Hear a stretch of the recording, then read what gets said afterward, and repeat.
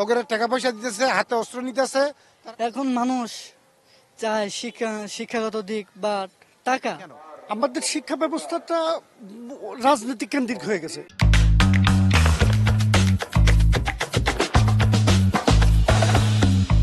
Feature 360 পথের পেঁচার অনুষ্ঠানে আপনাদের স্বাগতম। আমাদের আজকের বিষয়, আমাদের শিক্ষা ব্যবস্থায় যোগ্য চাকরি কিংবা মানবিক মূল্যবোধ সম্পন্ন মানুষ কেন তৈরি হচ্ছে না। চলুন জেনে আসি এ ব্যাপারে জনগণ কি ভাবছে। এখন মানুষ চায় শিক্ষাগত দিক বা টাকা, মানি মানি মানি চায়। আর এখন যারা মানি দিয়ে কোনো কর্ম করতে পারে, ঘুষ দিয়ে কর্ম করতে পারে, তারা মোটামুটি এগিয়ে যায়।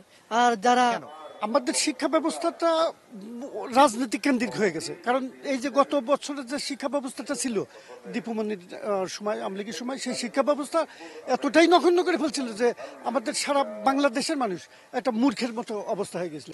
এইটা জন্যই আমরা মানে এই সরকারি বিভিন্ন দেশের নীতি, যেমন ভারতের নীতি বলেন, যে নীতি বলেন, আর তাদের ইন্ধনে বলেন, যে কোনোভাবেই এই শিক্ষানীতিটা মানে এরকম করে সারা বাংলাদেশের মানুষকে মূর্খ বানায়, মানে তাদের রাজত্ব কায়েম করার একটা সুব্যবস্থা তারা করেছিল বলে মনে হয় আমার।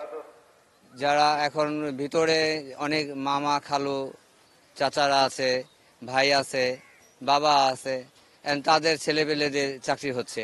কিন্তু আমাদের মতো যে যারা যে আইএ পাস এবং বিএ পাস, এমএ পাস, অনেক বড় ডিগ্রি নিয়ে কিন্তু তারা পড়াশোনা করছে, কিন্তু তাদের চাকরিটা হচ্ছে না কেন? কিন্তু ওই যে এখানে গোড়াতে মানুষ আছে, এই কারণে যে তাদের চাকরিটা হচ্ছে না। আমাদের বেকার এই কারণে এখন বর্তমানে ছাত্র নেতারা যে শুরু করছে, অন্য বিভিন্ন দেশের লোকেরা ওগরে টাকা পয়সা দিতেছে, হাতে অস্ত্র নিতেছে, তারা লেখাপড়া করতে পারতেছে না। এখন আমরা চাই তারা লেখাপড়া করুক, ছাত্ররা কিন্তু আন্দোলন না করুক, ছাত্ররা কিন্তু রাজনীতি না করুক, তারা চাকরি খুঁজুক, ডক্টর ইউনূস তাদের চাকরি দেখ, আমি চাই সেটা। শুনলেন তো মানুষের কথা। এবার আপনার পালা।